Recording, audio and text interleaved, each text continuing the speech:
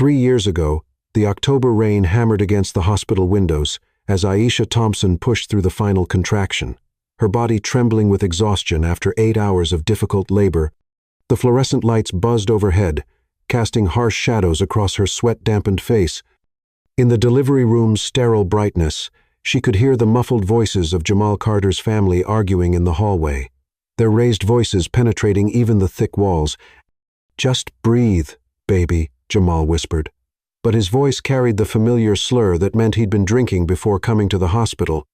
His hand was clammy against hers, and she could smell whiskey beneath the sharp scent of hospital disinfectant. When Dr. Wynne finally placed the squirming newborn baby girl on Aisha's chest, time stopped. Lila Amara was tiny, dark hair still slick from birth, skin the rich golden brown that blended both parents, with a strong cry that announced her arrival to the entire maternity ward. "She's perfect." Aisha breathed, tears streaming down her cheeks as she touched her daughter's impossibly small fingers. Jamal stared down at his daughter, and for a moment, Aisha saw something soft cross his features. But then the door burst open, and Carla Carter swept in like a winter storm, her platinum hair styled despite the late hour. Behind her came Malik, Jamal's younger brother, his expression carefully neutral as always. "Well," Carla's voice was crisp as autumn air. "What is it?" "It's a girl, Mama," Jamal said quietly. "Lila Amara." The silence that followed felt endless. Carla's ice-blue eyes studied the baby, and Aisha watched her future mother-in law's face shift from expectation to something harder to define. "A girl," the words fell flat. "And she certainly takes after her mother's side, doesn't she?" Aisha's arms tightened protectively around Lila. The comment seemed innocent enough, but the undertone was unmistakable. "She's lovely," Aisha said firmly. Carla's gaze moved between mother and child, with cool assessment. "Well, I suppose children often surprise us with how they turn out."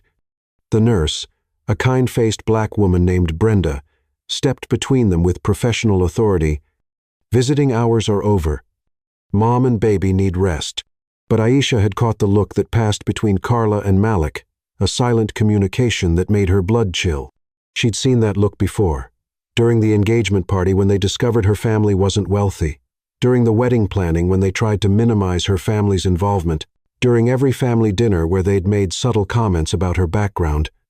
3 days later, Aisha was finally released from the clinic. The October air remained crisp as Jamal drove them home to the small house they'd rented on Oak Street, the same house where Carla had her own key and strong opinions about everything from Aisha's cooking to her choice of baby clothes. Aisha was still recovering, still adjusting to the overwhelming reality of motherhood, when she noticed Jamal's behavior shifting. He'd promised to take paternity leave, but started leaving for urgent meetings that lasted hours and seemed to require liquid courage. Carla's visits became daily occurrences, each one more critical than the last. "The baby cries constantly," Carla observed during one of her inspections, "and this house is chaotic. When I had my boys, everything was organized within days." "I just gave birth 3 weeks ago," Aisha said through gritted teeth, bouncing a fussy Lila while trying to sort laundry one-handed. That's hardly an excuse for disorder. The breaking point came on a gray October morning when Lila was 2 weeks old. Aisha woke to find Carla in the kitchen, holding Jamal's work shirt up to the light. "Smell this," Carla commanded, shoving the fabric toward Jamal, who sat hunched over black coffee with bloodshot eyes. Aisha caught the artificial scent, immediately cheap perfume that definitely wasn't hers. "I found this in your truck," Carla continued, producing a silver earring Aisha had never seen, along with this. "That's not mine," Aisha said immediately. But her words fell into a silence thick with accusation. Jamal's eyes, already clouded with alcohol and exhaustion, fixed on his wife with something that might have been hatred. "You've been cheating on me, Jamal." "No. I've been here with the baby. I haven't been anywhere." "Liat." His fist slammed against the kitchen table, making the coffee cups jump. "My mama found the evidence. You think I'm stupid?" Lila started crying from her bassinet in the living room, and Aisha's milk began to let down, soaking through her nightgown.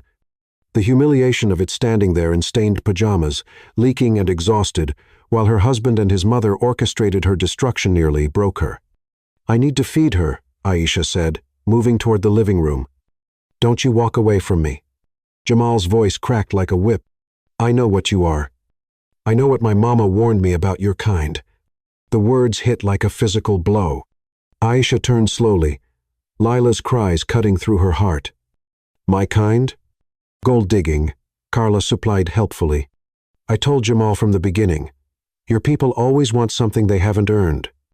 Aisha felt something fundamental break inside her chest. These people she tried so hard to please, whose approval she'd chased for 2 years of marriage, had never seen her as anything but a threat to their narrow world. "Get out," Jamal said, his voice deadly quiet. "Get out of my house. Jamal, please, the baby. She needs. I don't want to see either of you again." He pulled a piece of paper from his pocket. Something official-looking that Carla must have prepared. "Sign this, and maybe I won't call the police about your behavior." With shaking hands, Aisha read the document. It was filled with legal language she didn't understand, but it seemed to be some kind of separation agreement that waived her rights to support or property. "I'm not signing anything without a lawyer," she said. That's when Jamal grabbed her arm, his fingers digging into the tender flesh near her elbow. "You'll sign it, or I'll tell everyone about your cheating. Who do you think people will believe, me or some lying?" Lila's cries grew more desperate, and Aisha's body ached with the need to comfort her daughter. Exhausted, isolated, and terrified, she signed what was clearly something Carla had printed from the internet. Not real legal paperwork, but intimidating enough to work on an exhausted new mother. She wouldn't discover for 3 years that the document had no legal validity whatsoever. Within the hour, Aisha stood on the sidewalk in the October drizzle, holding her 2-week-old daughter and a single diaper bag that contained everything they owned. Jamal had forced them out so quickly she hadn't been able to pack clothes, keepsakes, or any of the baby gifts from her family. As she walked toward the bus stop, her phone buzzed with a text from her sister, Nia Harris. "How's my beautiful niece today?" Aisha stared at the message through her tears, then turned her phone off completely. She couldn't bear to explain what had happened. Couldn't admit how completely she'd failed. What hurt most wasn't Jamal's betrayal. She'd known he was weak. It was remembering the alternative she'd thrown away 5 years earlier. Ethan James Bennett had proposed to her on a beach in Santa Barbara, offering her a life of love and security.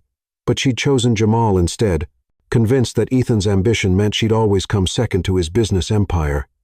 How wrong she'd been. At least Ethan's neglect had been about pursuing dreams, not destroying them.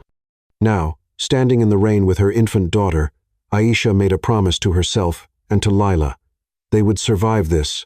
They would build something better from nothing, and she would never, ever trust her heart to someone who could throw her away again.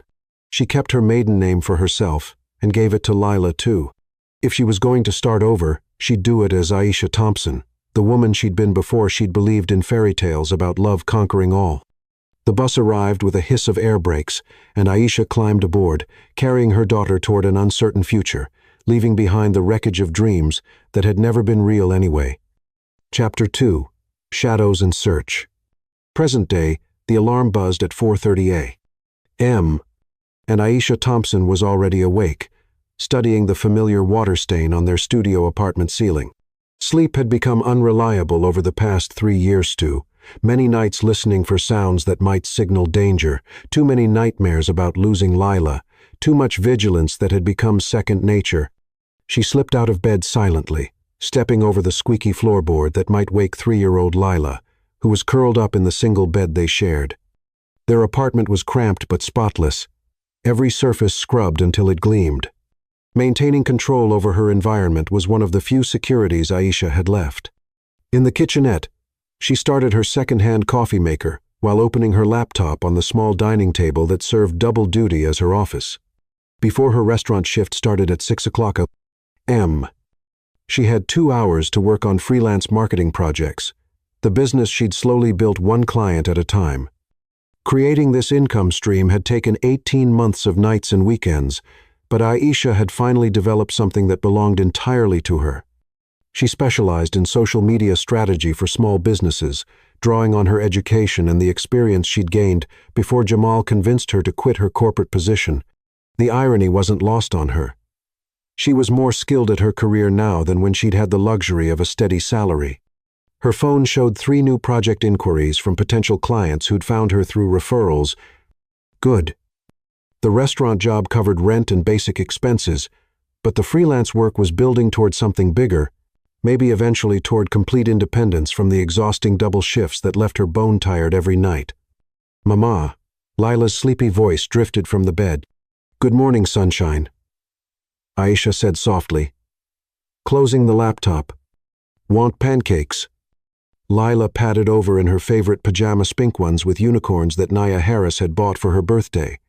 At 3, she was already showing signs of the sharp intelligence that would either be her greatest gift or her greatest burden in a world that often didn't appreciate smart little black girls. "Can I help?" Lila asked, dragging her step stool to the counter. "Always." Aisha lifted her daughter up, breathing in the sweet scent of her hair. These morning moments were sacred, just the 2 of them before the world demanded her attention. While they mixed batter, Aisha's mind wandered to the safety checklist that ran constantly in her background thoughts. Door locked, windows secure, escape routes planned. Phone charged, pepper spray in purse, keys ready. The hypervigilance exhausted her, but it had kept them safe for 3 years. At 5:45, she walked Lila 3 blocks to her daycare, where Mrs. Lino relation to Dr. Lin watched 5 neighborhood children in exchange for reasonable rates that worked with Aisha's budget. The arrangement wasn't ideal, but Mrs. Lin was patient and kind, and Lila was learning social skills from the other children. "Be good for Mrs. Lin," Aisha said, kissing Lila's forehead. "I always am." Lila replied with the seriousness that sometimes made Aisha's heart ache. 3-year-olds shouldn't have to be serious. 12,200 miles away, Ethan James Bennett stood in his corner office on the 47th floor of the Bennett Tower, watching the sunrise paint Seattle's skyline in shades of gold and pink. He'd been there since 4 o'clock. Having given up on sleep around 2 o'clock adation, as what hare, hesication tapuli. When his mind wouldn't stop racing through acquisition details and market projections, sleep had become optional since losing Aisha. Work filled the void where contentment used to live. His assistant, Leo Grant, knocked and entered with coffee and the resignation letter that had been sitting on Ethan's desk for a week, the 3rd one this month, from yet another employee who couldn't keep up with his relentless pace. "You know," Leo said, setting down the coffee with careful precision, "normal CEOs sleep occasionally." Leo was one of the few people who could call Ethan out without consequences. Ethan had found him in foster care 10 years ago. A brilliant 18-year-old aging out of the system with a computer science degree and nowhere to go. Now Leo was his right hand, the closest thing Ethan had to family, and occasionally his conscience. "Sleep is overrated," Ethan muttered, signing the resignation letter with sharp strokes. "We'll promote Peterson to replace him. Peterson quit last week." "Burnout." Ethan looked up sharply. "Since when?" "Since you've been demanding 18-hour days from everyone because you can't deal with your feelings about—" "Don't." Ethan's voice carried the warning that made board members nervous. "Just don't." Leo raised his hands in surrender, but his expression remained concerned. The investigators called again. Still nothing on Aisha Carter. For 18 months, Ethan had employed the best private investigation firm on the West Coast to find the woman who haunted his dreams. They'd searched credit reports, employment records, social media profiles, court documents, anything that might lead to Aisha Carter. The search had consumed resources and time, but Ethan couldn't let it go. He needed to know she was safe. He needed to know he hadn't completely destroyed the best thing in his life by choosing work over love. "Maybe it's time to try a different approach," Leo suggested carefully. "Like what?" "Maidanamus." If she left her husband, which seems likely given what you've told me about him, she might have gone back to her original name. Ethan felt something electric shoot through his chest. In 18 months of searching, they'd never considered that Aisha might not be using Carter anymore. "Thompson," he said suddenly. Her maiden name was Thompson.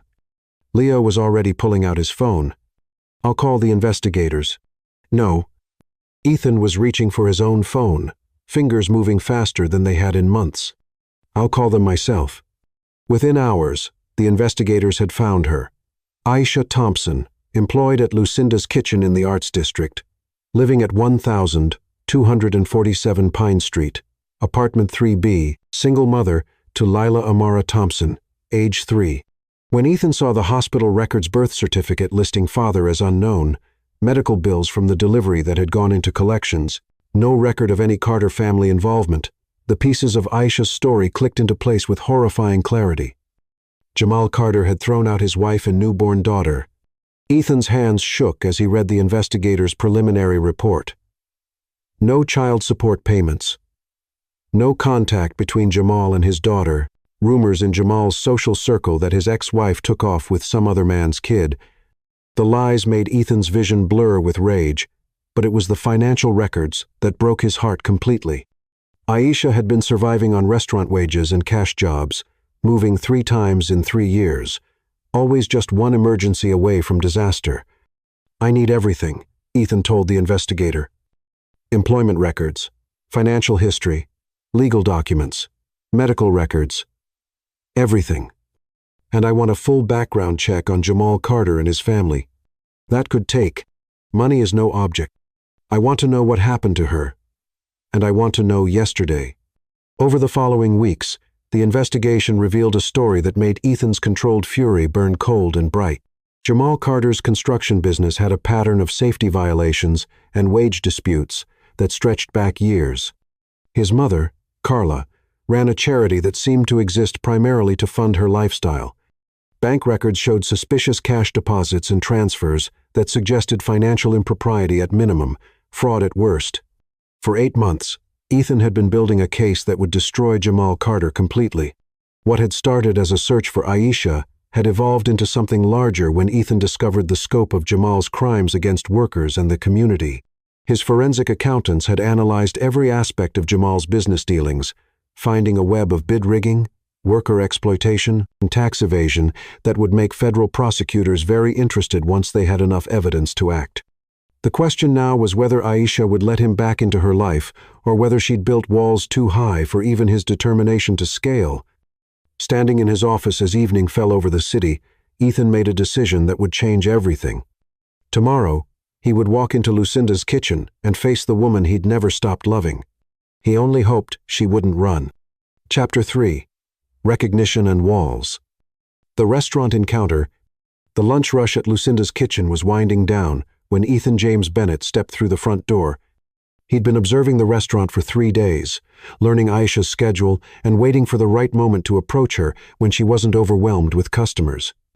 Aisha was refilling the coffee station, her back to the entrance, when she heard the bell chime that announced another customer. The familiar sound should have been routine. He'd heard it hundreds of times that day, but something made her turn around.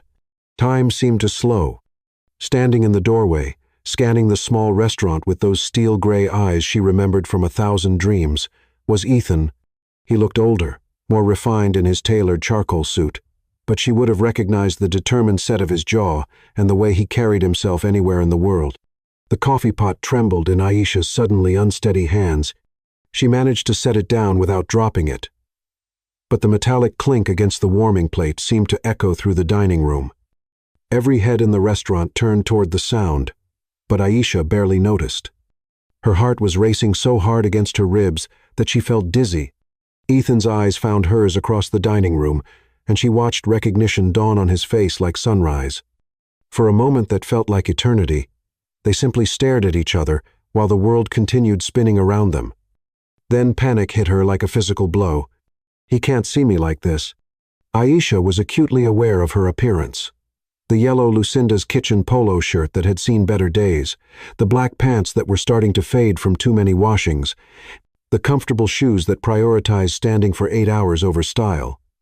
Her hair was pulled back in a practical ponytail, and she wasn't wearing makeup because cosmetics were a luxury she couldn't afford. This wasn't how she'd imagined seeing Ethan again, in the rare moments when she'd allowed herself to imagine it at all. In her fantasies, she was successful and polished, proving that choosing Jamal over him hadn't destroyed her life. The reality was that she was a single mother, working double shifts just to keep her daughter fed and sheltered. "I've got it, Karita," said Maria, the elderly cook who'd become something like a mother figure to Aisha.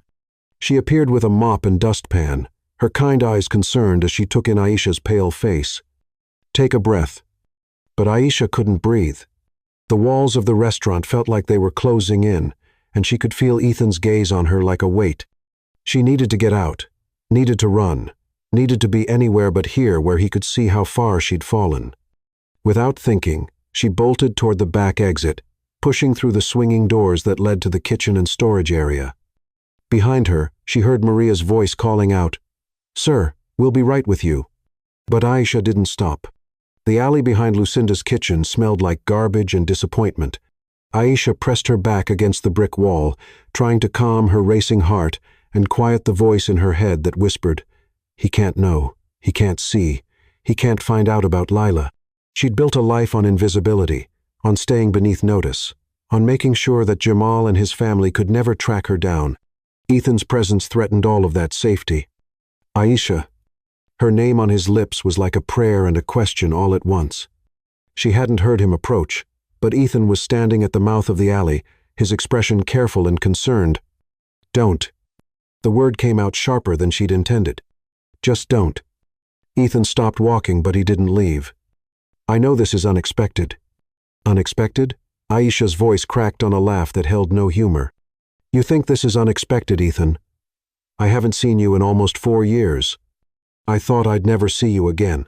"I looked for you," he said quietly. "For 18 months, I looked for you." The admission hit her like a slap. "Well, you found me. Congratulations. You can see I'm doing just fine." She gestured to her uniform, to the alley, to the entire disaster of her circumstances. Ethan's eyes were careful, cataloging details. The weight she'd lost, the exhaustion that had become as much a part of her as breathing, the defensive way she held herself like she was preparing for another blow. "Aisha, I need you to know." "No." She held up a hand to stop him. "You don't get to do this. You don't get to show up after all this time and act like we can just pick up where we left off. I'm not the same person I was in college, Ethan. I'm not the woman you proposed to. I can see that." His voice was gentle, in a way that made her throat tight with unshed tears. "You're stronger." The unexpected kindness in his words almost broke her resolve. She'd spent 3 years being told by the world that she was less than, that she was broken, that she was lucky to have whatever scraps of life she could manage to gather.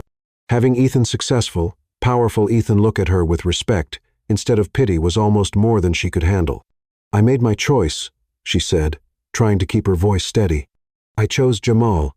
I chose that life. This is the consequence." "You chose wrong," Ethan said, and there was steel beneath the gentleness now. "But that doesn't mean you deserved what happened to you." Aisha's breath caught. "What do you know about what happened to me?" Ethan's jaw tightened almost imperceptibly. "I know enough." The implications of his words sent ice through her veins. If Ethan knew about Jamal, about the abandonment, about Lila, how much do you know? Enough to understand that Jamal Carter is a piece of garbage who threw away the most precious thing he'll ever have in his life. Hearing Ethan say Jamal's name out loud made Aisha flinch. For 3 years, she'd tried to pretend that part of her life had never happened, that Lila had been immaculately conceived, and they'd always been just the two of them. Having Ethan acknowledge the ugliness of her marriage made it real again. "I have to go," she said, pushing off the wall and heading for the back door of the restaurant. "Aisha, wait." "No." She spun to face him, and this time she let him see some of the fire that had kept her alive through the worst 3 years of her life. "I don't know why you're here or what you want, but I can't do this. I can't be your charity case or your guilt project or whatever this is. That's not what this is." "Then what is it?" she demanded. "Because from where I'm standing, it looks like the successful billionaire swooping in to save the poor, struggling single mother.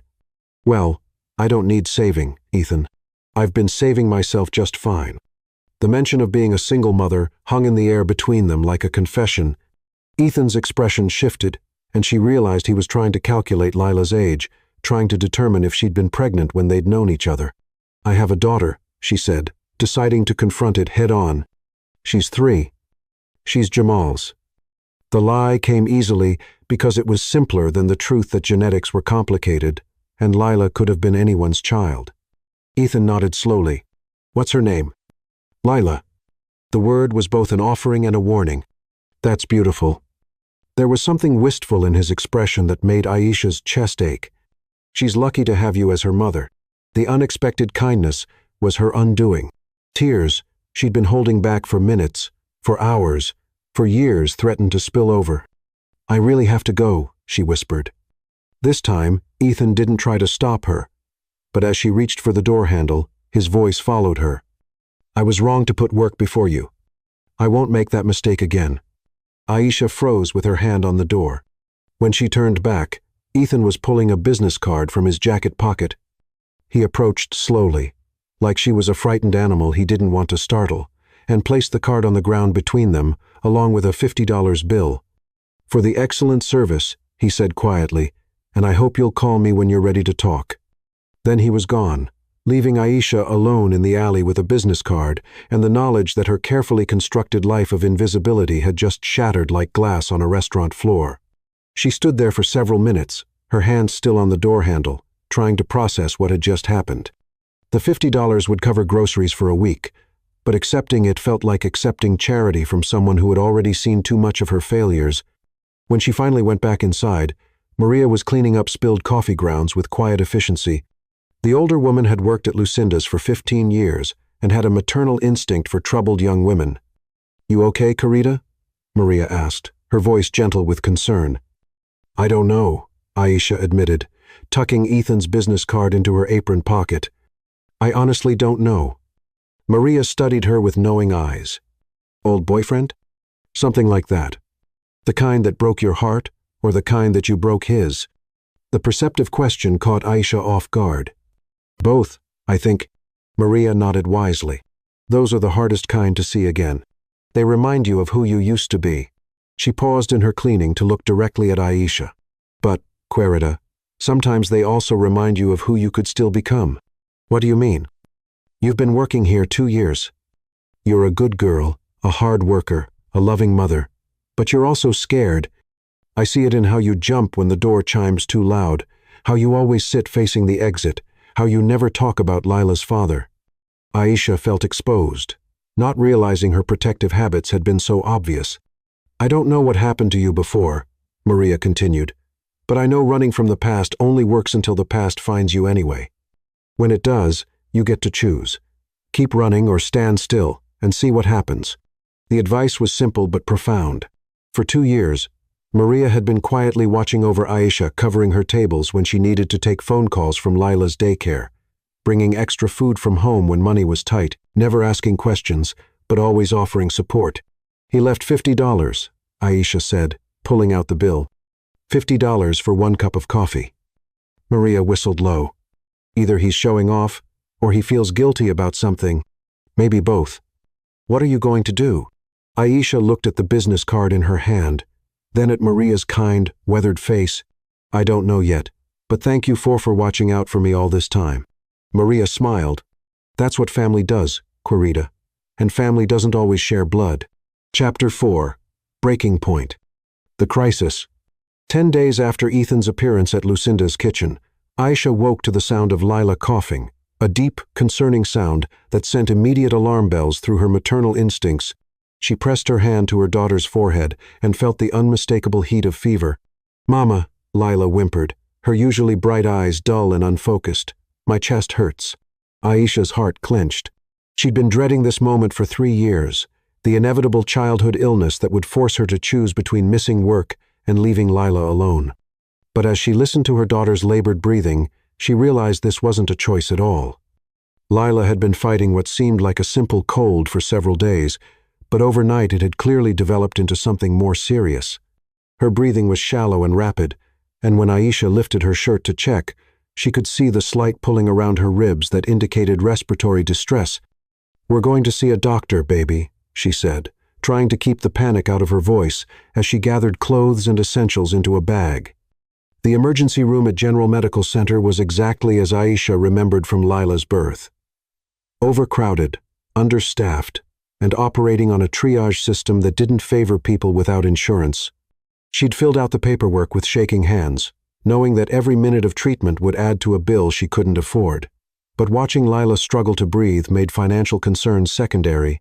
After 3 hours in the waiting room, they were finally seen by a tired resident who diagnosed pneumonia and prescribed antibiotics that cost more than Aisha made in 2 days. The pharmacy downstairs wouldn't accept her payment plan request, so she paid with the emergency credit card she'd sworn never to use, the one with the crushing interest rate that would turn a $100 prescription into a month-long financial nightmare. She needs rest, plenty of fluids, and someone to monitor her breathing, the doctor said, already moving toward his next patient. Bring her back if the fever doesn't break in 48 hours. Back in their studio apartment, Aisha set up what she privately called crisis mode. Every pillow and blanket arranged to keep Lila comfortable, water and juice within reach, thermometer and medicine on the nightstand. She called Lucinda's kitchen to explain she couldn't work her next 3 shifts, knowing that missed shifts meant missed rent money, but unable to leave Lila alone. For the next 72 hours, Aisha barely slept. She sponged Lila down when the fever spiked, held her when coughing fits left her, exhausted and scared, and counted every labored breath in the dark hours before dawn, when her daughter's temperature seemed to climb no matter what she did. On the 3rd night, Lila's fever broke 103 degrees. Aisha bundled her daughter in a blanket and took a taxi to the emergency room, spending money she didn't have because she was too exhausted to think about bus routes and transfers. "We need to admit her for observation," the attending physician said after listening to Lila's lungs. "Her oxygen saturation is low, and she's showing signs of respiratory distress." "How much will that cost?" Aisha asked, though she already knew the answer would be devastating. The intake coordinator quoted a figure that might as well have been $1 million. Aisha stared at the papers in her hands, seeing her carefully built life crumble around the edges. Without insurance, even a single night in the hospital would bankrupt them. "We can set up a payment plan," the coordinator offered, but her tone suggested she'd had this conversation before and knew how it usually ended. Aisha signed the papers because she had no choice. Lila's health was worth more than her credit score, worth more than the apartment they'd probably lose, worth more than any sacrifice she might have to make. That's how Nia Harris found her sister 6 hours later, passed out from exhaustion in a plastic chair beside Lila's hospital bed, having sustained herself on nothing but vending machine coffee and determination for the better part of a week. "Jesus." "Aisha," Nia whispered, gently shaking her sister awake. "Why didn't you call me?" Aisha's eyes fluttered open, disoriented and sluggish. "Nia? How did you?" "Miss Dolores called me when you didn't bring Lila yesterday. I've been looking for you." Nia Harris was a nurse at the children's hospital across town, and she took one look at her sister's pale face and hollow eyes before switching into professional mode. "When's the last time you ate something?" "I don't remember." Aisha tried to sit up straight and immediately felt the world tilt dangerously. "Lila is sick. Pneumonia. They want to keep her for observation, but the bill doesn't matter right now." Nia Harris pressed a protein bar from her purse into Aisha's hands. "Eat this. When's the last time you slept?" "I can't sleep. I have to watch her breathing." "What if?" "Aisha." Nia Harris's voice was gentle but firm. "You're going to make yourself sick, and then what good will you be to Lila? She needs you healthy." But even as her sister spoke sense, Aisha couldn't make herself relax. Every few minutes, she found herself checking Lila's chest to make sure it was still rising and falling, counting breaths, watching the monitors that tracked her daughter's vital signs. "I should have brought her in sooner," Aisha whispered. "I kept thinking it was just a cold that I couldn't afford." "Stop." Nia Harris took her sister's hand. "You did everything right. Pneumonia can develop quickly, in little ones. This isn't your fault." But Aisha couldn't shake the feeling that everything was falling apart. The medical bills, the missed work, the constant exhaustion. She'd been holding it all together through sheer force of will, and now that will was cracking under the pressure. That's when Leo Grant appeared in the doorway, carrying flowers and wearing the kind of expensive suit that didn't belong in a public hospital. "Excuse me," he said politely. "Are you Aisha Thompson?" Aisha's tired mind struggled to place him. He was young, maybe mid-20s, with kind eyes and an air of professional competence. "I'm Leo Grant from Metropolitan Community Health Fund," he continued, producing an official-looking ID badge. "We're a nonprofit that partners with hospitals to provide emergency medical assistance for families experiencing financial hardship. Your sister contacted us about your situation." Nia Harris looked confused. "I didn't." "Actually," Leo said smoothly, "the hospital's social services department referred your case after seeing your insurance status. We'd like to cover your daughter's medical expenses and ensure she receives the best possible care." Aisha's exhausted mind couldn't process what he was offering. "How much assistance?" "Complete coverage," Leo said simply. "There would be some paperwork to authorize payment arrangements, but no out-of-pocket costs for you." Aisha looked at Nia Harris, who nodded encouragingly. "Let them help," her sister whispered. Leo presented the authorization forms to both sisters. "Since you're the mother, you'll need to sign here," he told Aisha. "And since you listed your sister as emergency contact, we need her signature as witness to ensure everything is properly documented." Despite her exhaustion, Aisha read through the key points of the forms: authorization for a nonprofit to work with the hospital billing department, privacy waivers that would allow the fund to coordinate with healthcare providers, and financial agreements that placed no obligation on her family. Nia Harris reviewed the documents as well, her nursing background helping her understand the medical language. "This looks legitimate," she told Aisha quietly. Together, both sisters signed the papers that would change everything, though neither realized that the Metropolitan Community Health Fund had been hastily created and funded by Ethan James Bennett just days earlier. "Thank you," Aisha whispered as Leo gathered the signed documents. "Just focus on taking care of your little girl," he said gently. "Everything else will be handled." After he left, Aisha finally allowed herself to sleep, holding Lila's small hand and breathing in sync with the gentle rhythm of the monitors. For the first time in days, someone else was taking care of the crisis, and she could simply be a mother watching over her child. She didn't yet know that the Bennett Foundation paperwork she'd signed would change everything, or that Ethan James Bennett was sitting in his office across town, receiving updates on Lila's condition every hour and quietly ensuring that the best pediatric specialists in the city would be consulting on her case. Sometimes, help came from unexpected places, even when you were too tired to question why. Chapter 5. Reluctant Haven. The Healing Resistance. When Aisha woke in the hospital chair the next morning, she found Ethan James Bennett asleep in the chair beside her, still wearing yesterday's suit, his usually immaculate hair disheveled and his hand resting protectively near Lila's bed. For a moment, she simply stared at him, her sleep-fogged mind struggling to process his presence. Then reality crashed back. The Foundation representative, the paperwork she'd signed, the too convenient appearance of help exactly when she needed it most. "You," she breathed, the word carrying 3 years of anger and exhaustion. Ethan's eyes opened immediately, alert despite having slept in a chair. "How are you feeling?" "How am I?" Aisha's voice caught between fury and disbelief. "How long have you been here?" "About 6 hours." Ethan straightened in the chair, wincing slightly as his back protested the awkward sleeping position. "I wanted to make sure she was okay." Aisha looked at her daughter, whose breathing had finally settled into a natural rhythm, the oxygen mask removed and her fever broken. Relief flooded through her before anger could take its place. "The Foundation," she said, her voice deadly quiet. "That was you." It wasn't a question, and Ethan didn't try to deny it. "Yes. I signed those papers thinking I was accepting help from strangers." Aisha's hands clenched into fists. "You deceived me. I helped you." Ethan's voice was calm, but she could see tension in the line of his shoulders. "Lila needed medical care, and you couldn't afford it. The details of how that happened seemed less important than making sure she got what she needed." "The details?" Aisha stood up so quickly that the chair rolled backward. "The details matter, Ethan. I don't want your help. I don't want your money. I don't want you here." "Mama." Lila's small voice interrupted their argument. She was awake, looking between the two adults with the wide-eyed confusion of a child who sensed conflict but didn't understand it.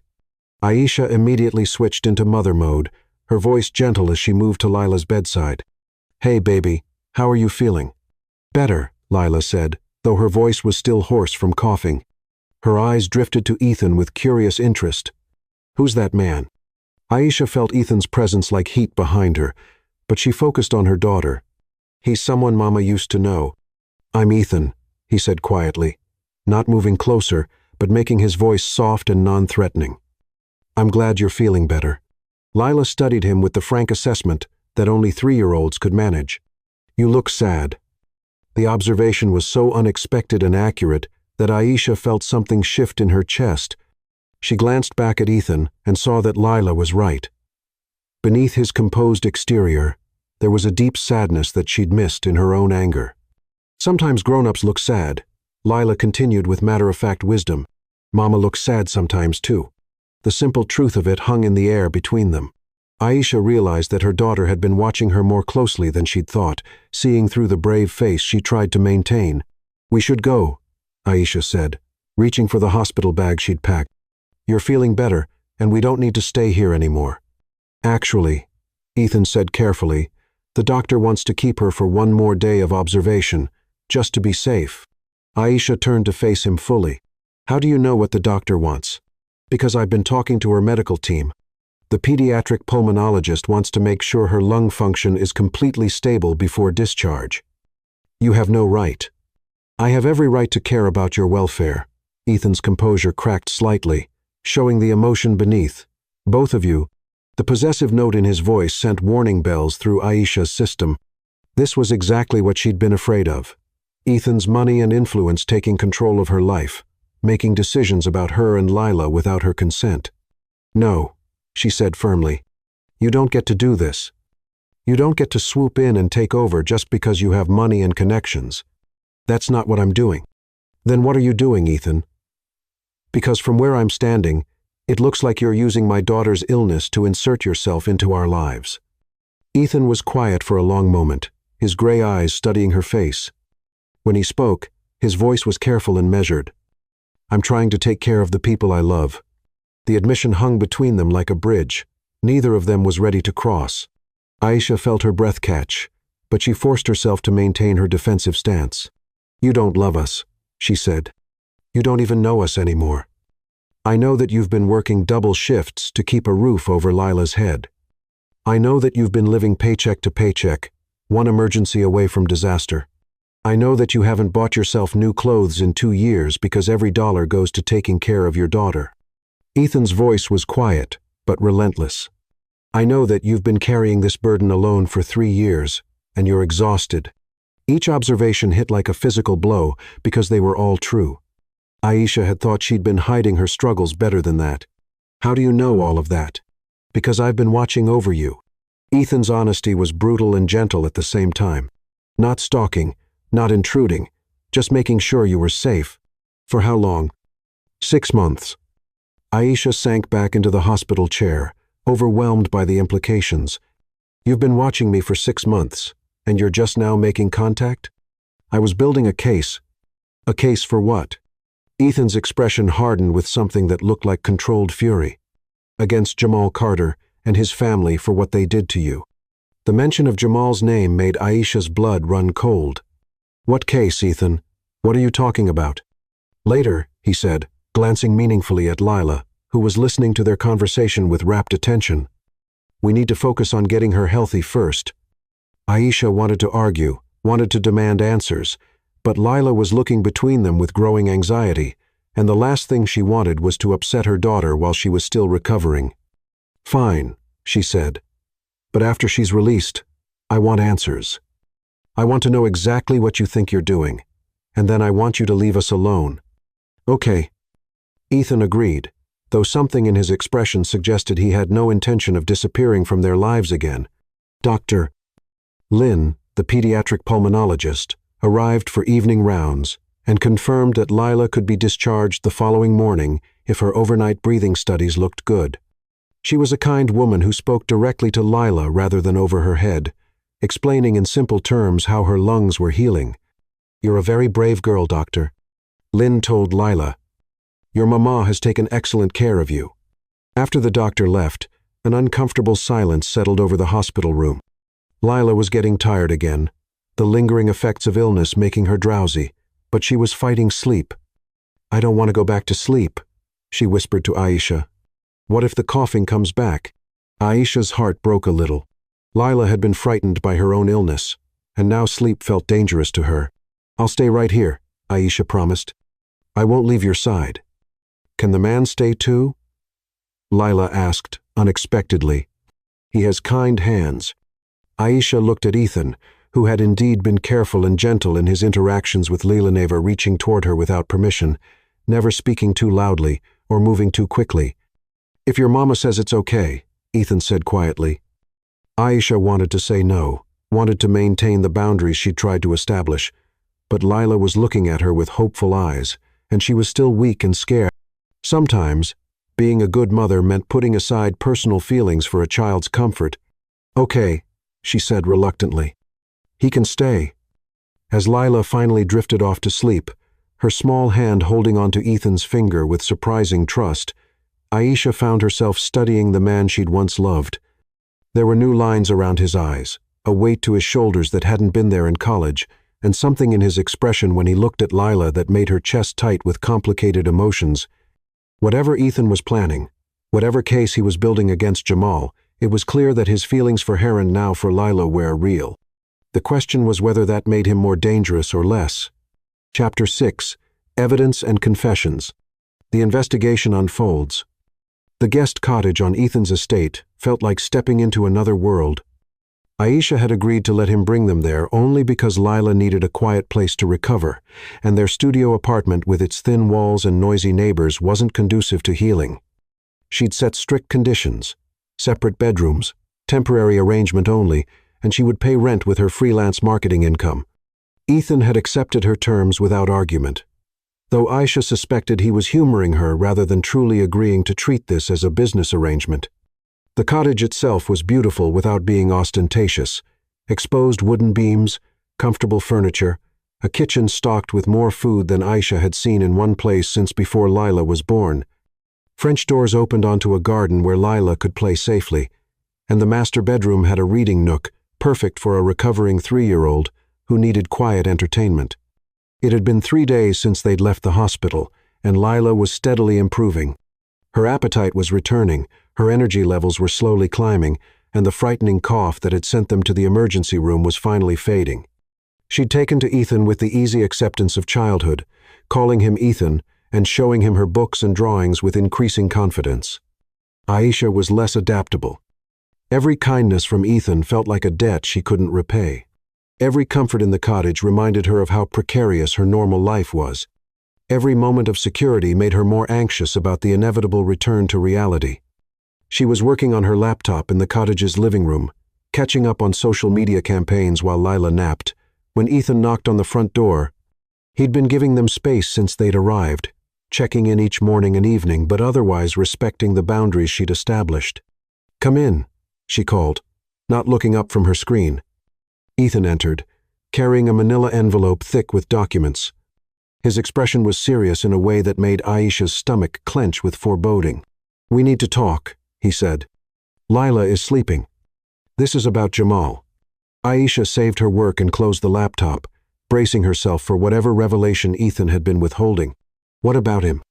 Ethan sat across from her, the envelope resting on the coffee table between them like a piece of evidence in a trial. For a moment, he seemed to struggle with where to begin. "I told you I'd been building a case," he said finally. "I think it's time you knew what I found." He opened the envelope and pulled out a single document. Financial records from Carter Construction. Even at first glance, Aisha could see red marks and highlighted sections that indicated problems.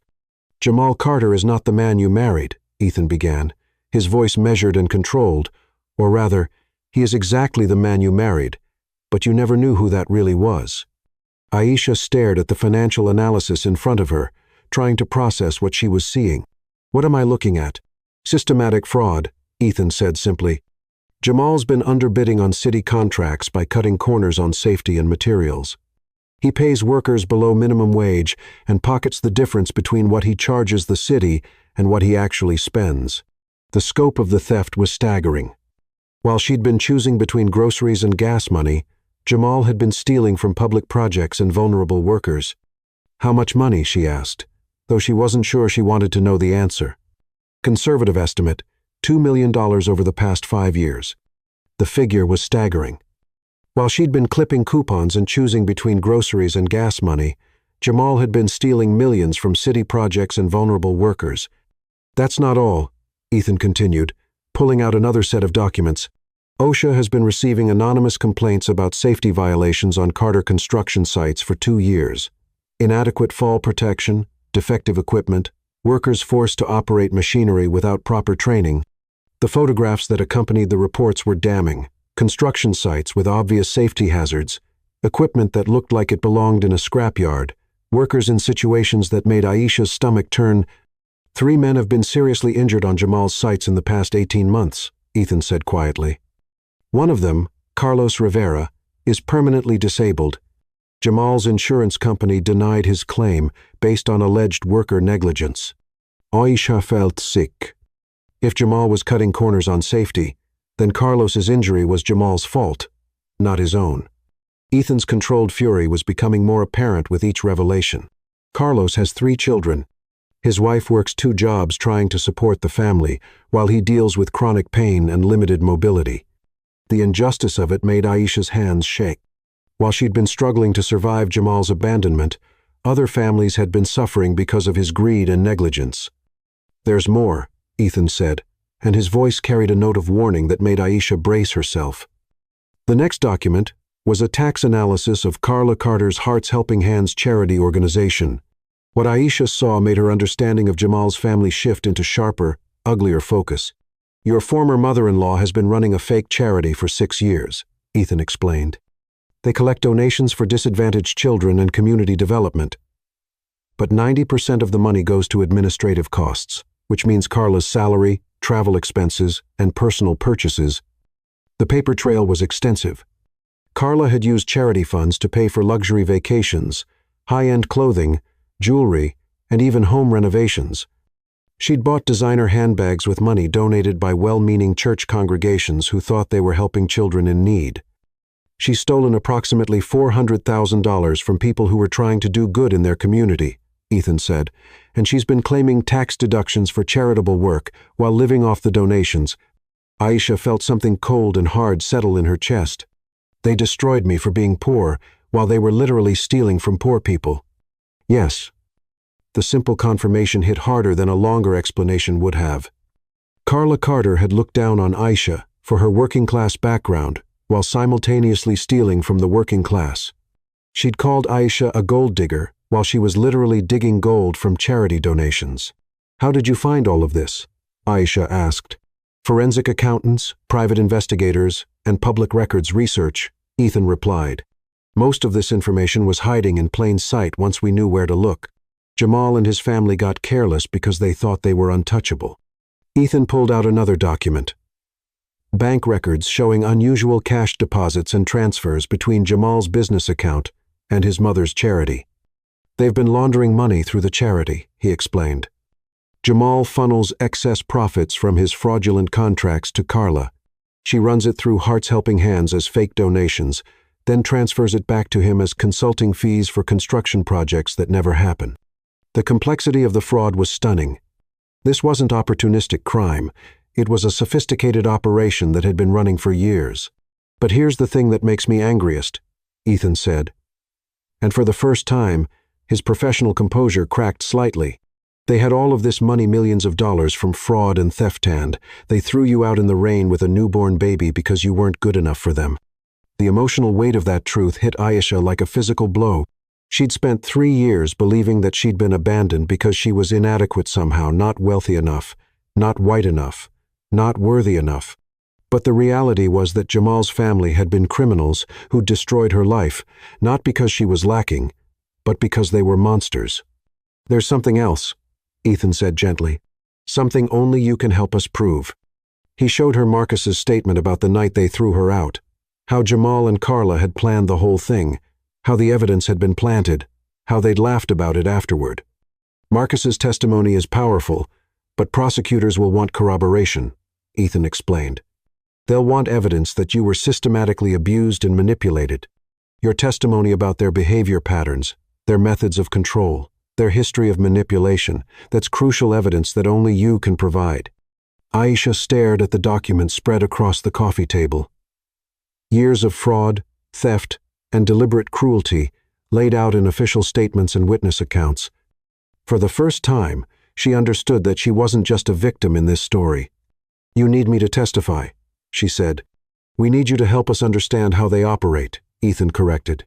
"Your insights into their psychological manipulation tactics, your knowledge of their family dynamics, your ability to identify their patterns, that's not just helpful, it's essential." "What would that mean?"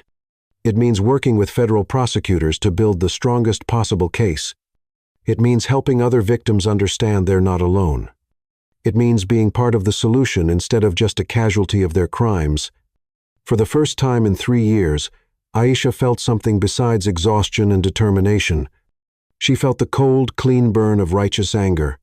And more importantly, she felt powerful. "When do we start?" she asked. Chapter 7. The First Strike. Justice begins. The first blow against Jamal Carter came at 6:42 m. on a Tuesday morning when OSHA investigators arrived unannounced at his largest construction site on Fifth Avenue.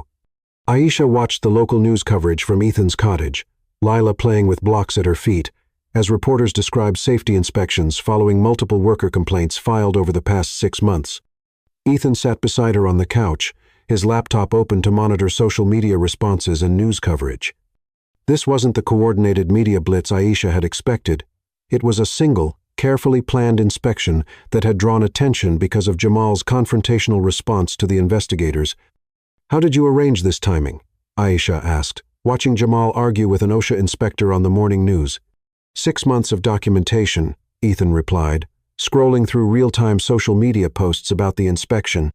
"The investigation was triggered by legitimate safety complaints from workers. We just made sure those complaints were properly documented and reached the right people at the right time."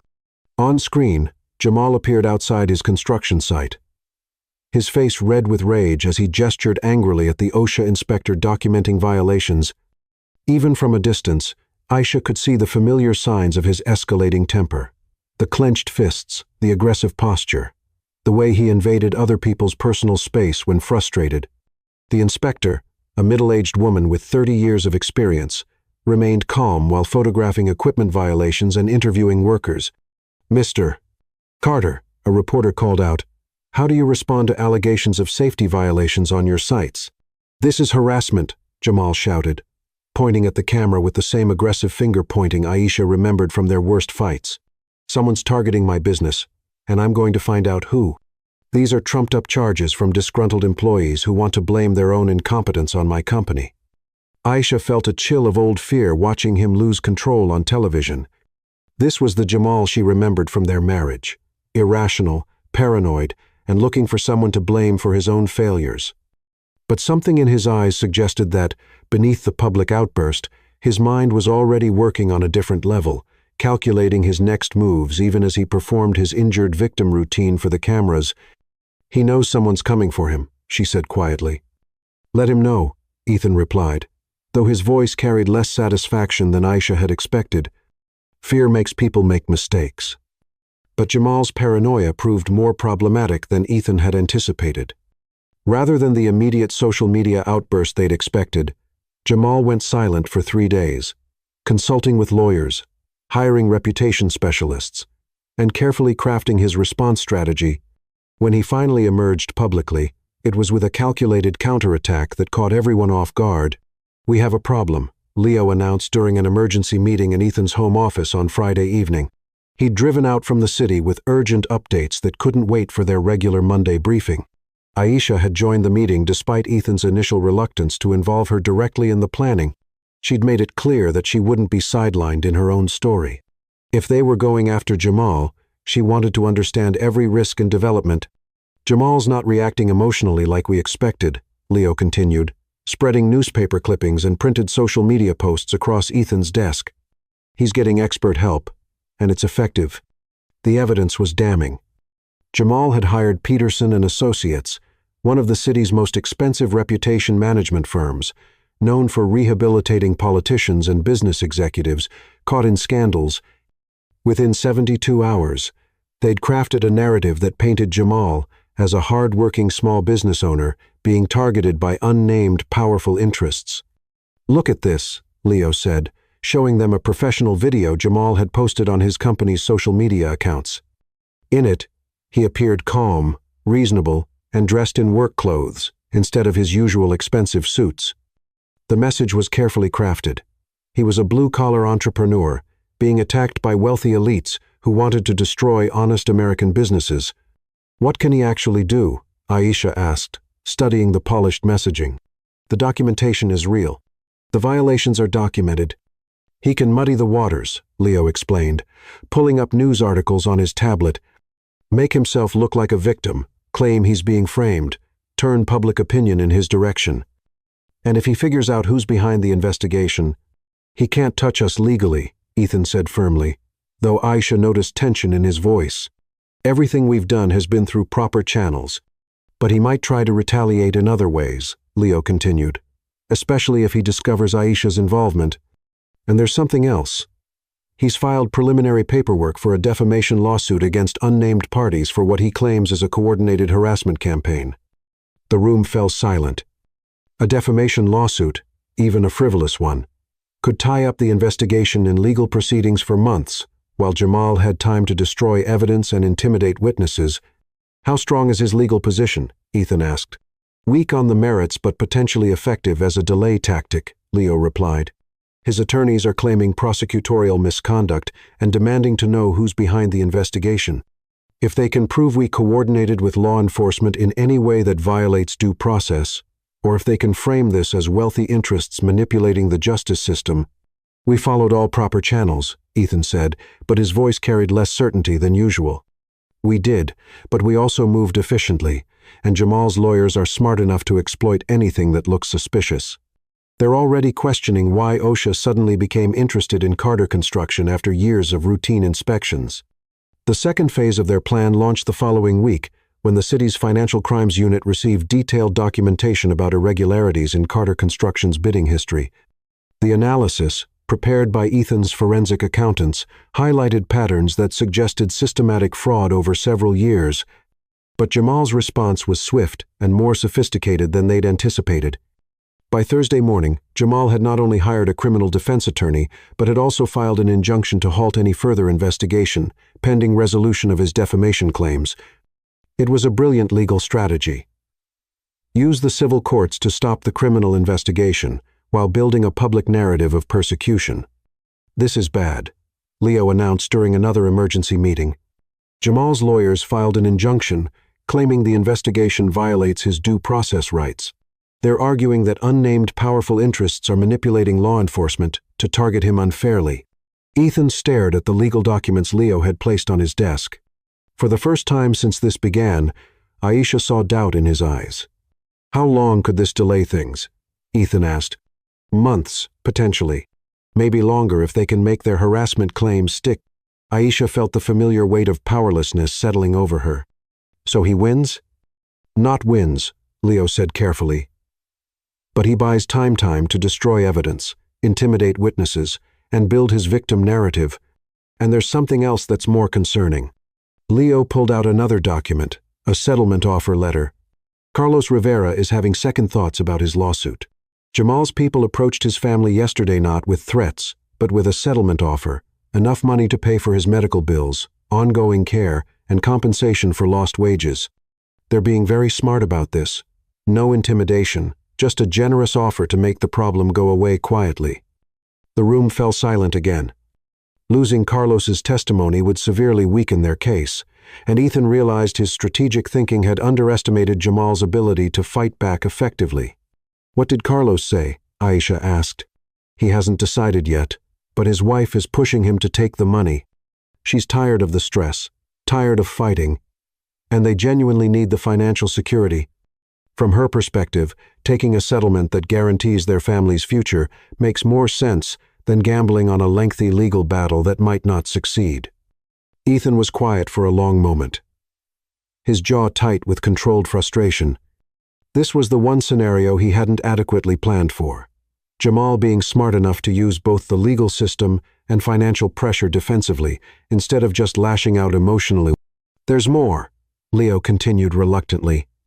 2 other injured workers who were ready to testify have also received settlement offers. Jamal's crisis management team is systematically identifying everyone who might speak against him and making it financially attractive for them to stay quiet. That's obstruction of justice, Aisha said. It's smart legal strategy, Leo corrected. Civil settlements with non-disclosure agreements aren't illegal, even if the timing is suspicious. Jamal's lawyers are being very careful to stay within legal boundaries while effectively neutralizing witnesses. The weight of Jamal's counterattack was becoming clear. He wasn't just fighting the investigation, he was dismantling it piece by piece, using professional legal and public relations strategies. "We need to regroup," Ethan said finally, and for the first time since this began, his voice carried uncertainty. "Find another approach." "What if we can't?" Aisha asked. "What if he's just better at this game than we thought?" Ethan looked at her, and she could see the frustration and doubt he was trying to hide. The man who had built a business empire by controlling every variable was facing an opponent who was proving equally strategic and far more desperate. "Then we adapt," he said, though his voice lacked its usual confidence, "but we don't give up." As Leo gathered his documents and prepared to leave, Aisha realized that justice wasn't guaranteed just because they had evidence and good intentions. Jamal was fighting for his life and freedom, and that desperation was making him more dangerous than any of them had anticipated. For the first time since this began, she wondered if they were actually going to win. Chapter 8. Trust and Vulnerability. Love Rebuilding. The fallout from Jamal's investigation was immediate and intense. Within 48 hours of the OSHA inspection, Aisha's old phone number was somehow leaked online, flooding her voicemail with messages ranging from supportive to threatening. Ethan arranged for a new phone with an unlisted number and increased security around the property.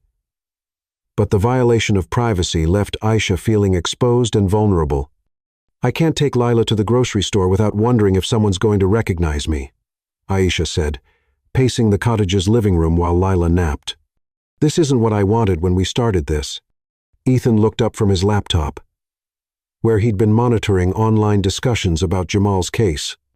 "The threatening calls are being traced by law enforcement. Most of them are just people venting online anger, not real threats." "Most of them?" Aisha repeated, focusing on the qualifier. "What about the ones that aren't just online anger?" Ethan's hesitation told her everything she needed to know. "Leo is working with the sheriff's department to monitor anyone with a concerning background. You're safe here."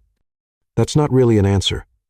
2 of the callers have criminal records for assault," Ethan admitted reluctantly, "but they're both in different states, and local law enforcement is aware of the situation." Aisha sank into the armchair across from him, suddenly exhausted. "I've made everything worse, haven't I? Jamal's getting more sympathy now. People think I'm the vindictive ex-wife." "Some people think that," Ethan said honestly, "but the people who matter, prosecutors, investigators, journalists who understand the documentation, they know you're telling the truth. And in the meantime, my 3-year-old daughter is stuck in hiding because her mother decided to pick a fight with a criminal." Ethan closed his laptop and moved to sit on the coffee table in front of her chair, close enough that their knees almost touched. "Lila isn't stuck in hiding. She's safe and loved, and recovering from pneumonia in a beautiful place where she can play in the garden and read books and not worry about anything. But for how long? What happens when this is over? Do we go back to our studio apartment and pretend none of this happened? Do we change our names and move to another state? Do we—" "Aisha." Ethan's voice was gentle but firm. "Stop. Stop trying to control every possible future outcome. Stop catastrophizing. Stop pushing me away because you're scared." The accuracy of his observation hit like a slap. "I'm not pushing you away." "Yes, you are. You've been doing it since the day I walked into Lucinda's kitchen. Every time we get closer, you find a reason to create distance." Aisha wanted to deny it, but the truth was uncomfortable and obvious. She had been pushing him away, setting up barriers, insisting on paying rent, maintaining separate bedrooms, treating their arrangement like a business transaction instead of what it actually was. "I don't know how to do this," she admitted quietly. "Do what?" "Trust someone again. Let someone take care of me. Accept help without feeling like I owe something in return." Aisha's voice cracked slightly. Jamal convinced me that I was a burden, that I was lucky anyone would want me, that everything good in my life was charity I didn't deserve. Ethan's expression darkened with anger, but his voice remained gentle. Jamal was a fool and a liar. Maybe, but those voices are still in my head. When you pay for Lila's medical bills, I hear that I'm a financial burden. When you give us this beautiful place to stay, I hear that I can't provide for my own daughter. When you look at me the way you used to look at me, I hear that it's too good to be true, and you'll leave when you realize what I really am. And what do you think you really are? Aisha's throat tightened with unshed tears. Damaged. Used up. Not worth fighting for. Ethan was quiet for a long moment, his gray eyes studying her face with an intensity that made her want to look away. Do you want to know what I see when I look at you? He asked finally. I'm not sure. I see a woman who was thrown away by people who were too stupid to recognize her worth. I see someone who took the worst thing that ever happened to her and used it to become stronger instead of bitter. I see a mother who works 18-hour days to give her daughter a good life, who fights federal investigations to protect other families, who faces down public humiliation rather than let criminals go unpunished. Aisha felt tears threatening to spill over. Ethan, I see the woman I fell in love with in college, but better, wiser, fiercer, more beautiful because of everything she survived. Ethan reached for her hands, and this time she didn't pull away. And I see someone who's afraid to let herself be happy because happiness feels dangerous after so much pain. The tears came then, silent and unstoppable. Ethan moved from the coffee table to sit beside her on the chair, pulling her against his chest while she cried for everything she'd lost, everything she'd endured, and everything she was afraid to hope for. I don't know how to trust this, she whispered against his shoulder. You don't have to trust it all at once, Ethan said, his hand stroking her hair. Start small. Trust that I'm going to be here tomorrow. Trust that I won't hurt Lila. Trust that when I say I love you, I mean it without conditions or expectations. What if Jamal wins? What if the investigation falls apart and he comes after us? Then we deal with it together. But, Aisha, he's not going to win. The evidence is too strong and too many people are watching now. He's done. They sat together in comfortable silence while Aisha processed the emotional weight of the conversation. For 3 years, she'd been carrying the burden of survival alone, making every decision based on worst-case scenarios and protective instincts. The idea of sharing that burden with someone else felt foreign and terrifying and wonderful all at once. Mama. Lila's sleepy voice drifted from the bedroom. I'm thirsty. Aisha started to get up, but Ethan's hand on her arm stopped her. I'll get it. You rest. She likes the cups with the straws, Aisha said automatically. And if she's still warm, she might want ice. Cup with a straw. Ice if she's warm. Got it. Ethan kissed her forehead before standing. Anything else? She might want to hear about the time you found the baby owl in college. She likes animal stories. Ethan's smile was soft and genuine. I can do that. Watching him walk toward Lila's room with such natural ease, Aisha felt something shift inside her chest. This wasn't Ethan trying to buy her affection or prove his worth through grand gestures. This was simply a man who cared about her daughter's comfort and wanted to help in whatever small way he could. When he returned 20 minutes later, Lila was settled back in her bed with water and a story, and Ethan's expression was slightly odd. She's incredible, he said, settling back beside Aisha on the chair. Smart and funny and so much like you. It's startling.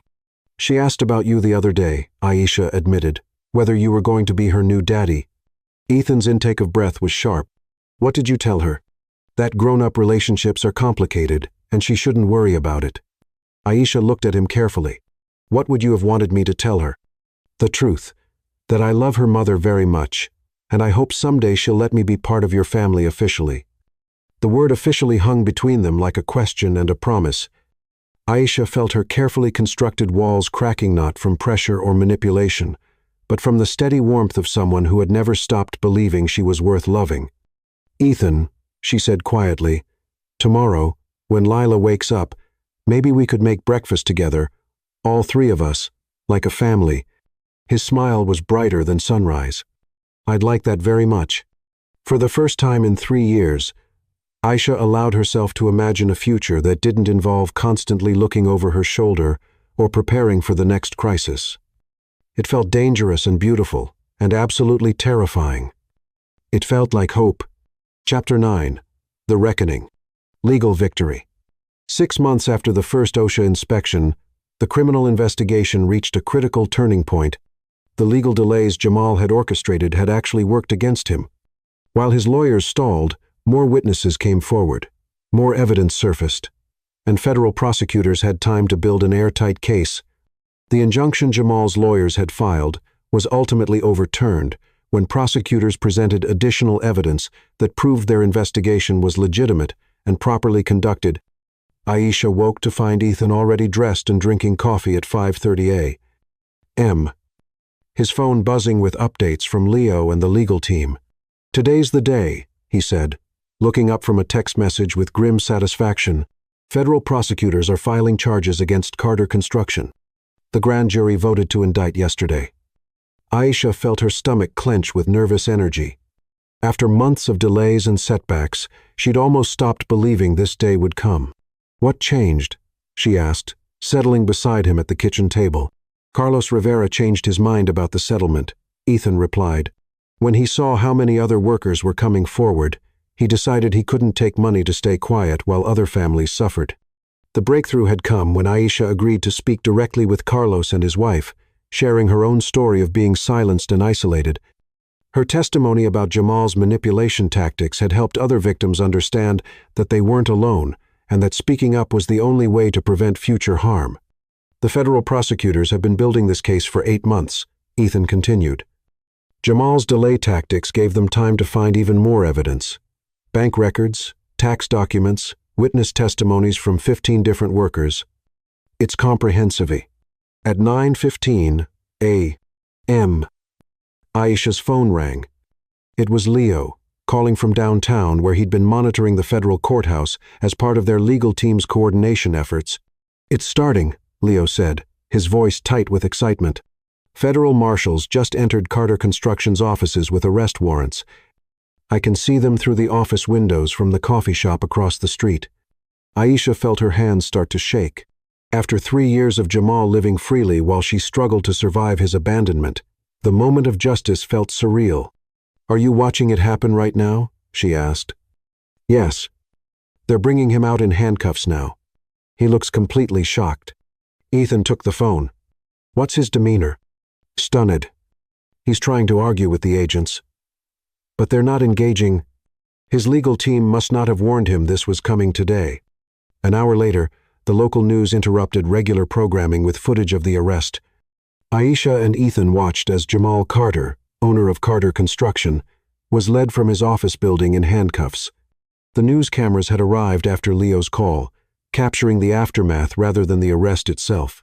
Unlike the polished, controlled image he'd been projecting through his crisis management team, this Jamal looked disheveled and desperate.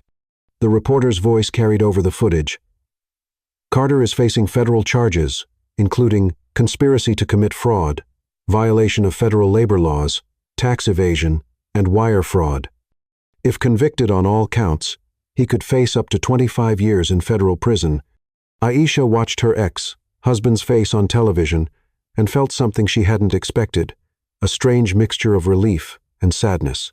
Relief because justice was finally happening, but sadness because she could see the broken man beneath the criminalthus was the person she'd once loved, now destroyed by his own greed and cruelty. "How do you feel?" Ethan asked, settling beside her on the couch. "Empty," Aisha said honestly. "I thought I'd feel victorious or relieved, but mostly I just feel empty." "That's normal," Ethan said. "Closure doesn't always feel the way we expect it to." At 2:30 p.m., they received word that Carla Carter had been arrested at her home. Federal agents had found extensive records of her charity fraud in a home office that she'd apparently been using to coordinate the money laundering scheme with Jamal. Unlike her son, Carla didn't resist arrest, but her booking photo showed a woman who looked decades older than her actual age. Malik Carter, Jamal's brother and business partner, was arrested that evening at his apartment. Leo reported that Malik had been the most genuinely shocked by his arrest, suggesting he'd been a follower rather than a leader in the criminal enterprise. But the arrest that mattered most to Aisha happened the next morning at 10 o'clock. Leo called with news that Marcus Reed, Jamal's former co-worker who had provided crucial testimony about the planted evidence, he was being arrested for perjury after investigators discovered he'd initially lied about certain details to minimize his own involvement in the company's illegal activities. "Wait," Aisha said, feeling panic rise in her chest. "Does this hurt our case?" "Actually, it helps," Leo explained. "Marcus's arrest proves that the investigation is thorough and unbiased. When he was caught in inconsistencies, he told prosecutors the whole truth, including details that made Jamal look even worse. The truth that emerged was darker than anyone had expected. Marcus revealed that Jamal hadn't just known about Carla's scheme to frame Aisha. He had actively participated in planning it. Text messages recovered from Marcus's phone showed Jamal discussing how to get rid of the wife and kid problem weeks before Lila was born. The confirmation was finally coming out. Marcus admitted that Jamal told him he wanted out of the marriage, but was too much of a coward to ask for a divorce, Leo reported during an evening briefing. Jamal was afraid Aisha would get half his assets in a divorce settlement, so he decided to frame her for adultery instead. The admission hit Aisha harder than she'd expected. For 3 years, she'd carried the possibility that Jamal had been manipulated, that he genuinely believed his mother's lies. Learning definitively that he'd been a willing participant in her destruction was both validating and heartbreaking. "I'm sorry," Ethan said quietly. "I know that's not what you wanted to hear." "Actually, it is," Aisha replied, surprising herself. "It means I wasn't wrong about who he really was. My instincts were right. I just ignored them because I wanted to believe in the fairy tale." 3 days after the arrests, Aisha found herself in the federal courthouse for Jamal's arraignment. She hadn't planned to attend, but Leo had explained that, as a victim of Jamal's documented crimes, she had the right to observe the proceedings. The victim's rights coordinator had helped her complete the necessary paperwork to access the courtroom. Ethan offered to come with her, but she wanted to face this moment alone. The courtroom was smaller than she'd expected, with fluorescent lighting that made everyone look pale and tired. When Jamal was brought in, wearing an orange jumpsuit, Aisha was shocked by how much he'd changed in just 3 days. The confident, aggressive man from the news footage was gone, replaced by someone who looked diminished and frightened. Jamal's eyes scanned the courtroom and landed on Aisha sitting in the back row. For a moment, their gazes met across the room that represented the end of one chapter of her life and the beginning of another. She expected to feel anger or fear, but instead, she felt nothing but pity for the man who had destroyed so many lives in pursuit of easy money. The arraignment itself was brief and procedural. Jamal pleaded not guilty to all charges, but his voice was barely audible when he spoke. His public defender, the reputation management team, and expensive lawyers had apparently abandoned him once the federal charges were filed. He looked overwhelmed by the complexity of the case. Federal prosecutor Lin Nguyen outlined the charges in clinical detail. The defendant systematically defrauded the city of approximately $2 million over 5 years through bid rigging and fraudulent billing. He endangered the lives of workers through deliberate safety violations that resulted in multiple serious injuries. He laundered money through a fake charity that stole donations intended for disadvantaged children. When Prosecutor Nguyen mentioned the fake charity, Aisha saw Jamal's shoulders slump even further. The weight of his crimes, laid out in stark legal language, seemed to be crushing him in real time. Given the defendant's flight risk and the severity of the charges, Prosecutor Nguyen continued. The government requests that bail be denied. Jamal's lawyer made a brief argument for house arrest, but the judge wasn't convinced. The defendant has shown a pattern of manipulating witnesses and obstructing justice. Bail is denied. The defendant will remain in federal custody pending trial. As Jamal was led away in shackles, he looked back at Aisha one more time. This time, instead of the calculation or anger she'd seen in his eyes during their marriage, she saw something that looked like regret. Not regret for his crimes, she realized, but regret for being caught. Walking out of the courthouse into the afternoon sunlight, Aisha felt a weight lifting from her shoulders that she hadn't even realized she'd been carrying for 3 years. Jamal had lived freely while she struggled to survive his abandonment. Now, he would spend the next phase of his life in a federal prison cell, and she would spend hers building something beautiful with Ethan and Lila. Over the following month, plea negotiations took place behind closed doors. Jamal's new court-appointed attorney, recognizing the strength of the evidence against his client, advised him to accept whatever deal the prosecutors offered rather than risk a trial that he couldn't possibly win. The final plea hearing was scheduled for a Friday morning in December, 6 weeks after Jamal's initial arrest. This time, Ethan accompanied Aisha to the courthouse, understanding that she needed his support for this final confrontation with her past. Jamal looked even smaller and more worn down than he had during the arraignment. When he stood to address the court, his voice was barely audible. "I accept responsibility for my actions," he said, though the words sounded rehearsed rather than genuine. "I'm sorry for the harm I've caused." The judge accepted Jamal's plea deal, 8 years in federal prison, plus restitution to all affected workers and families. Carla received 3 years for her charity fraud. Malik, who had cooperated fully with investigators and demonstrated genuine remorse, received probation and community service. As the judge announced the sentences, Aisha felt something she hadn't experienced in 3 years: complete closure. The legal proceedings had finally given her the definitive end she needed to the Jamal Carter chapter of her life. Walking out of the courthouse for the last time, hand in hand with Ethan, Aisha realized that justice hadn't just been about punishment. It had been about validation. The legal system had confirmed what she'd always known. She wasn't the problem. Jamal was. She wasn't worthless. He was criminal. She hadn't deserved abandonment. He had deserved consequences. "How do you feel now?" Ethan asked as they stood on the courthouse steps. "Free," Aisha said. And for the first time in 3 years, the word felt completely true. "I feel free." Chapter 10. New Beginnings. The Wedding and Future. 3 months after Jamal's arrest, Ethan proposed in the cottage garden where Lila was picking flowers for a bouquet she was making because flowers make people happy. He got down on one knee while Lila giggled and clapped her hands, presenting a ring that was elegant without being ostentatious, a classic solitaire diamond with 2 smaller stones on either side. "The center stone represents us," Ethan explained, his voice slightly nervous despite his confidence. "The side stones represent our past and our future everything that brought us together and everything we're going to build." "What about me?"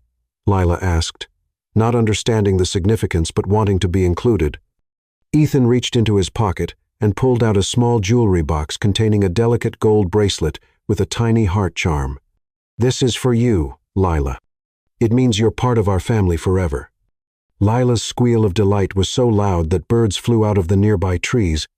She threw her arms around Ethan's neck and declared him the best Ethan in the whole world, which made both adults laugh through their tears. "Is that a yes?" Ethan asked Aisha, still kneeling in the garden dirt. "That's the biggest yes in the history of yes," Aisha replied, laughing as he slipped the ring onto her finger. They planned their wedding for 4 months later enough time to handle the legal paperwork properly, plan a meaningful ceremony, and allow Aisha to testify at Jamal's sentencing first. She wanted that chapter of her life completely closed before beginning the new one. Jamal ultimately accepted a plea deal rather than face trial. 8 years in federal prison, plus restitution to all affected workers and families. His criminal conviction, combined with his documented abandonment of Lila and the fraudulent document he'd forced Aisha to sign, resulted in the complete termination of any parental rights he might have claimed. Carla received 3 years for her charity fraud. The legal proceedings finally gave Aisha the closure she needed. No one from the Carter family could ever threaten her or Lila again.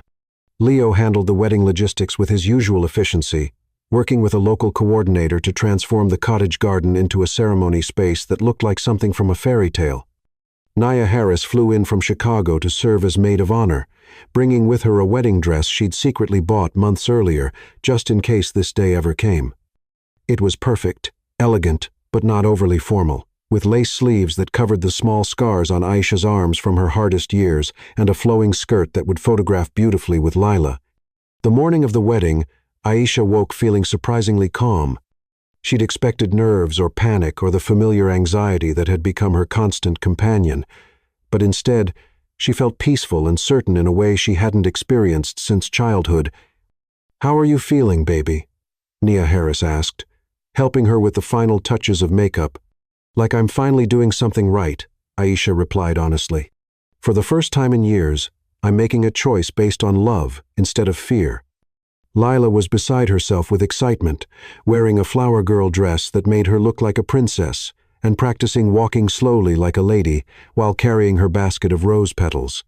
She'd been talking about the wedding for days, telling everyone who would listen that she was going to have a daddy and a mama and a big house with a garden. The guest list was small, but meaningful. Nia Harris, Leo, Dr. Lynn, who had become a friend during Lila's recovery, Carlos Rivera and his family, who had become symbols of the justice they'd fought for, and a few of Ethan's closest business associates who had supported him through the investigation. Leo officiated the ceremony after getting ordained online specifically for the occasion. He'd written a service that acknowledged the unconventional path that had brought them together while focusing on the future they were choosing to build. "Marriage," Leo began, "is not about finding someone perfect. It's about finding someone whose imperfections complement your own, whose strength supports your weaknesses, and whose love makes you want to become the best version of yourself." When it came time for vows, Ethan spoke first, his voice steady and sure despite the emotion in his eyes. "Aisha, 5 years ago, I thought love meant grand gestures and perfect timing. I thought if I could just achieve enough, earn enough, build enough, I could create a life worthy of you. I was wrong. Love isn't about what you can provide, it's about showing up every day, especially when things are difficult." He looked at Lila, who was trying to stand still but bouncing slightly with excitement. "You taught me that family isn't just about blood or legal documents. It's about choosing each other, protecting each other, and creating something beautiful together. I promise to be the father Lila deserves, the partner you need, and the man who never again puts anything above the people he loves." Aisha's vows were shorter but no less meaningful. "Ethan, you found me when I was broken, and you never tried to fix me. You just loved me while I fixed myself.